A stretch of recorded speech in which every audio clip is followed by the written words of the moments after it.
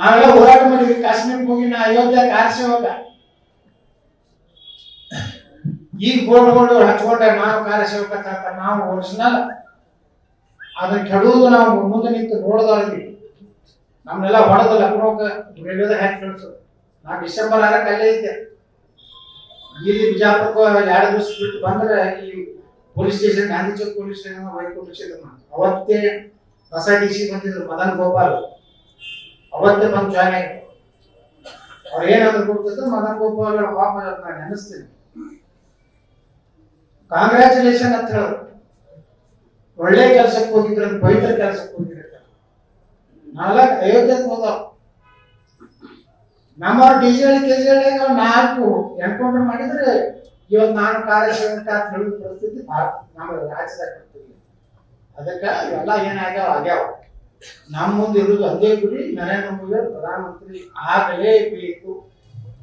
ಆಗದೆ ಇದ್ರೆ ನಮ್ಮ ಕುಟುಂಬನೇ ಉಳಿದಿಲ್ಲ. ವೈಯಕ್ತಿಕ ಕುಟುಂಬ ಬಗ್ಗೆ ನಾವು ಮಾತಾಡೋದು ನನ್ನ ಸ್ವಾರ್ಥ. ನಾವೇ ಸುರಕ್ಷಿತ ಇಲ್ಲ. ಈಗ ಇಟ್ಟು ಹಾರಾಡ್ತಾರ. ಈ ರಾಹುಲ್ ಗಾಂಧಿ ಅರೆಹುಚ್ಚನಂತವ್ರು ಪ್ರಧಾನಮಂತ್ರಿ ಆದ್ರೆ ನಮ್ಮ ದೇಶದ ಪರಿಸ್ಥಿತಿ ನಾವೇ ಅರೆಹುಚ್ಚರು. ಯಾವಾಗ ಇದು ಏನು ಹೋಗಿ ಅಡಿಗೆ ಮಾಡ್ತಾನ, ಒಮ್ಮೆ ಪಟಾಕಿ ಒಳಗೆ ಬಂಗಾರ ತೆಗಿತೀನಂತಾನ, ಇಂಥವನ್ನ ಮಾಡಿಬಿಡ್ತಾರ. ಬಸನು ಕೊಡಲ್ಲ. ಏನೋ ಅಧ್ಯಕ್ಷ ಆಗ್ಲಿಕ್ಕೆ, ಮುಖ್ಯಮಂತ್ರಿ ಆಗ್ಲಿಕ್ಕೆ, ಮಂತ್ರಿ ಆಗ್ಲಿಕ್ಕೆ ದೇಶ ಮತ್ತು ನಮ್ಮ ಜನ ಬಲಿ ಕೊಡಕ್ ಆಗ್ತಾ ಇದೆ.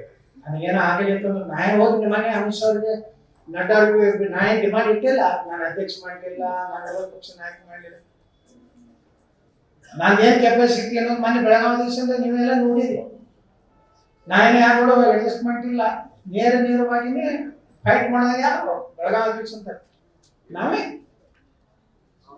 ಯಾರ್ಯಾರು ಅಡ್ಜಸ್ಟ್ಮೆಂಟ್ ಅದ ಅನ್ನೋದು ಎಲ್ಲ ನಿಮ್ಗೆ ಗೊತ್ತೈತಿ. ಮಾತಾಡಕ್ ಹೋದ್ರೆ ಸನ್ಮಾನ್ಯ ಶ್ರೀ DK ಶಿವಕುಮಾರ್ ಸಾಹೇಬ್ರಿ ನಿಮಗೆಲ್ಲ ಭಾಷಣ ಅವಾಗ ಸನ್ಮಾನ್ಯ ಶ್ರೀ ಅನ್ಕೊಟ್ಕೊಡ್ತಾರೆ.